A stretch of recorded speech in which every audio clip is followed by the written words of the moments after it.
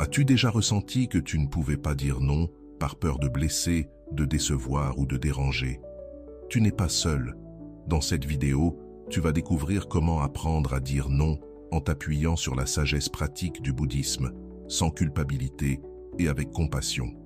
Dire non ne te protège pas seulement, cela t'aide aussi à vivre avec plus de paix, de clarté et d'équilibre. Ensemble, nous allons explorer comment transformer ce mot en un acte de dignité intérieure, de respect et d'amour bienveillant envers toi-même et les autres. Dire non sans culpabilité. Dire non n'est pas un acte d'égoïsme, c'est un acte de respect et de soin envers toi-même. Dans notre culture, on nous a souvent appris que poser des limites était mal, que refuser signifiait manquer d'amour ou d'humanité. Mais le bouddhisme rappelle une vérité essentielle. Si tu ne prends pas soin de toi, tu ne peux pas prendre soin des autres de manière authentique. Chaque fois que tu dis oui alors que tu ne veux pas, tu t'éteins un peu. Tu accumules frustration, fatigue et ressentiment.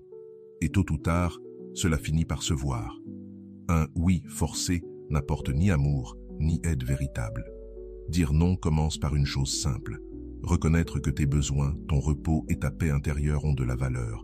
Tu n'as pas besoin d'excuses compliquées. Un non clair, dit avec douceur, suffit. Tu n'as pas à inventer des raisons pour justifier ton choix. C'est ta vie, ton énergie, et c'est à toi de décider comment les utiliser. Le bouddhisme parle de metta, la bienveillance aimante. Elle ne s'adresse pas seulement aux autres, mais aussi à toi-même. Dire non sans culpabilité est une expression de cette bienveillance. Comme un jardin, si tu n'arroses pas tes propres racines, tu ne pourras pas offrir de belles fleurs aux autres. La compassion sage versus la compassion naïve.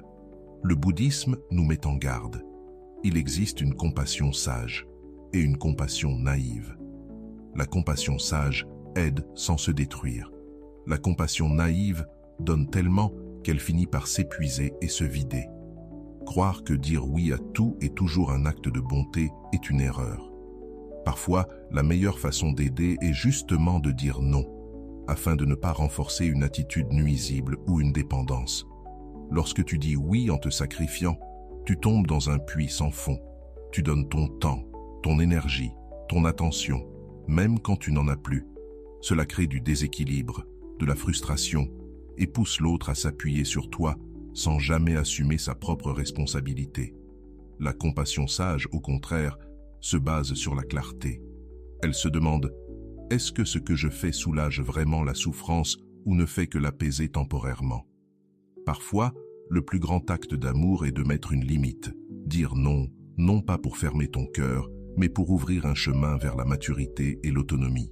Avant de continuer, si tu n'es pas encore abonné à ma chaîne YouTube, je t'invite à le faire dès maintenant.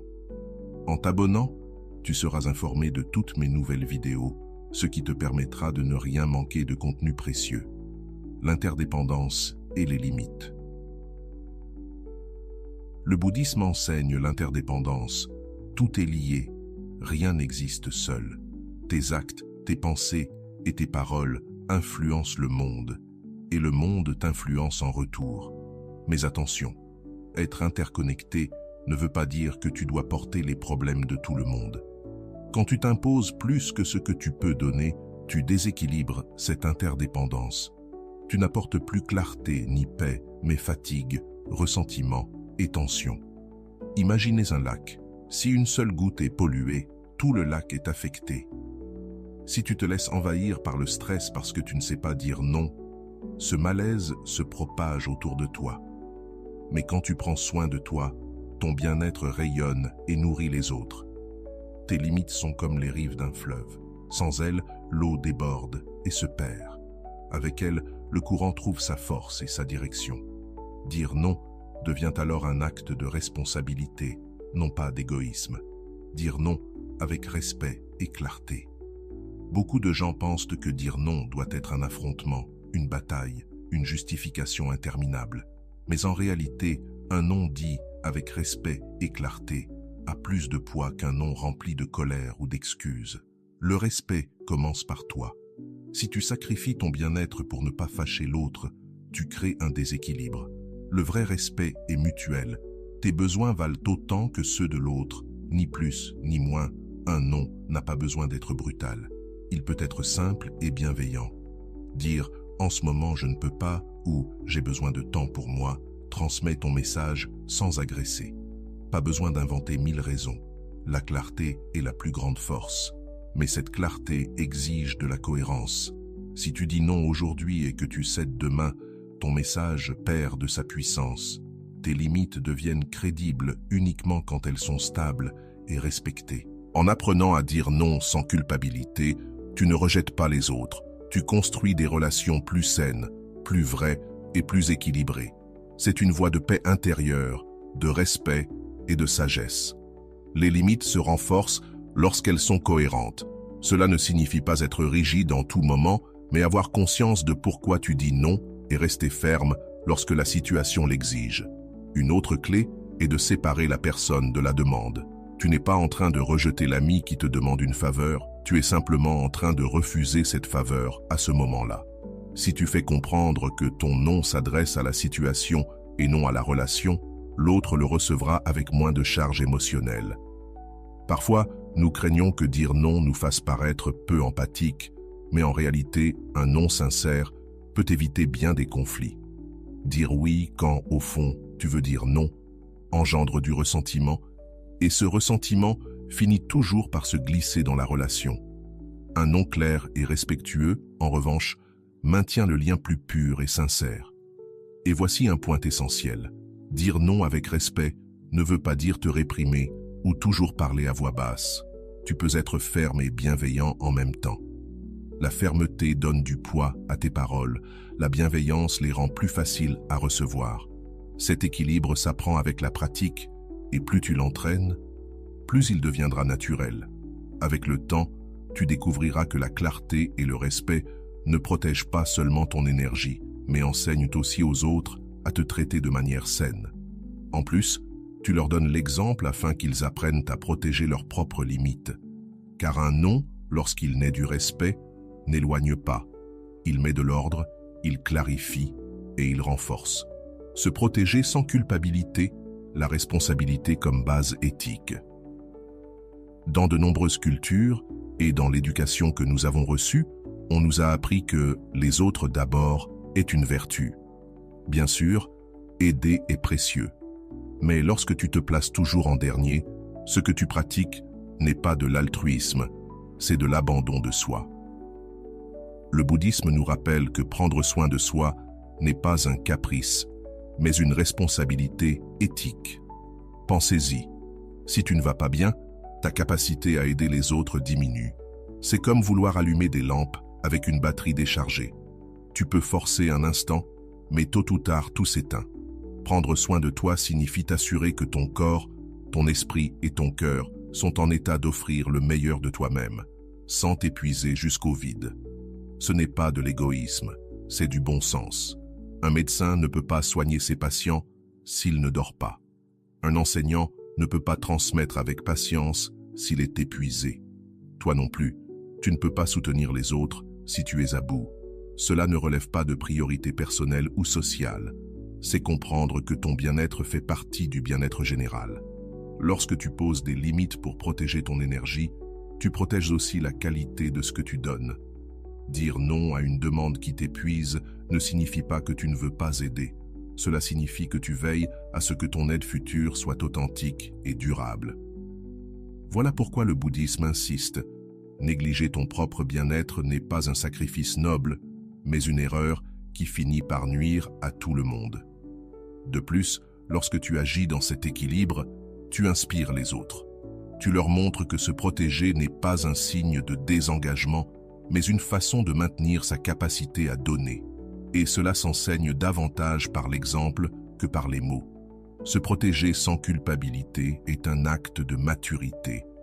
C'est accepter que tu ne peux pas tout faire, que ton énergie est limitée et qu'il est de ton devoir de la préserver. Ainsi, chaque non que tu prononces pour te protéger est en réalité un oui à ton avenir, à ta paix et à ton authenticité. Dire non est aussi une forme d'amour. Quand nous pensons à l'amour, nous imaginons souvent le don, le soutien inconditionnel, la présence constante. Mais le bouddhisme enseigne que l'amour véritable ne consiste pas toujours à dire oui. Parfois, la façon la plus profonde de prendre soin de quelqu'un est de poser une limite claire, même si cela peut faire mal sur le moment. Dire non avec amour est très différent de dire non avec colère ou indifférence. Le premier naît de la volonté de protéger, d'éviter que l'autre se fasse du mal ou que toi-même tu sois blessé. Le second, au contraire, naît du rejet ou du désintérêt. Cette différence se ressent, et même si l'autre ne la comprend pas immédiatement, il l'aperçoit. Imagine qu'un ami insiste pour que tu lui prêtes de l'argent pour quelque chose qui, tu le sais, ne lui fera pas de bien. Un oui rapide pourrait éviter une gêne immédiate, mais à long terme, cela pourrait nourrir un comportement destructeur. Un non empreint d'amour, même s'il le frustre, le protège et lui donne l'opportunité de réfléchir. L'amour ne se mesure pas au nombre de fois où tu dis oui, mais à la qualité de tes gestes. Un non né du soin et de la protection peut être plus aimant que 1000 oui prononcés par peur de perdre ou de décevoir. Dans le bouddhisme, on parle de upaya, les moyens habiles, la capacité d'agir avec sagesse pour réduire la souffrance. Dire non est souvent un moyen habile. Cela signifie regarder au-delà de l'instant, penser aux conséquences et agir avec une vision plus large du bien-être de l'autre. Et dans cette équation, n'oublie pas que tu fais aussi partie de l'amour. Tu ne peux pas aimer sainement si tu t'épuises jusqu'à perdre ta joie et ta paix. Ainsi, ton non n'est pas une barrière, mais un pont. Il prend soin de toi et de l'autre et construit des relations plus authentiques et plus durables. La peur du non et comment l'affronter avec courage bouddhiste. Dire non n'est jamais facile. Derrière ce petit mot se cachent des peurs profondes, peur de décevoir, peur qu'on cesse de nous aimer, peur d'être vu comme égoïste, peur de provoquer de la colère ou du rejet. Ces peurs sont humaines, mais ce sont aussi des chaînes qui nous empêchent de vivre libres. Le bouddhisme nous invite à observer ces peurs avec pleine conscience. Au lieu de leur fuir, regarde-les en face et demande-toi « Qu'est-ce qui peut vraiment arriver de pire si je dis non ?» Tu découvriras souvent que les conséquences ne sont pas aussi terribles que tu l'imaginais. Peut-être que quelqu'un se vexera un instant, mais la relation ne se brisera pas pour un non sain. Peut-être qu'un autre sera surpris, mais il apprendra à te respecter davantage. La vraie bravoure bouddhiste ne consiste pas à être dur ou agressif, mais à agir avec fermeté et compassion, même dans la peur. Le vrai courage ne réside pas dans le fait de plaire à tout le monde, mais dans la fidélité à ce que tu es et à ce que tu sais juste. Un non dit avec calme et sérénité est un acte de libération. Il t'arrache du rôle de la personne toujours disponible et t'ancre dans l'authenticité. Quand tu cesses de chercher l'approbation constante, tu commences à vivre en paix. Et cette paix ne bénéficie pas seulement à toi, mais elle devient aussi un exemple pour les autres qui peuvent s'inspirer de ta clarté pour protéger leurs propres limites. Chaque non dit avec respect et amour est un entraînement à la force intérieure. Au début, c'est difficile. Le cœur bat fort, l'esprit doute. Mais avec la pratique, tu découvres qu'il ne se passe rien de dramatique, que la vie continue et que chaque non ouvre l'espace pour un oui plus authentique. Ainsi, le non cesse d'être une peur et devient un maître. Il t'apprend à grandir, à avoir confiance en toi et à comprendre que ta valeur ne dépend pas de plaire à tous, mais de vivre en accord avec ta vérité. Voilà le véritable courage. Non pas crier plus fort, mais soutenir ton non avec calme, respect et compassion.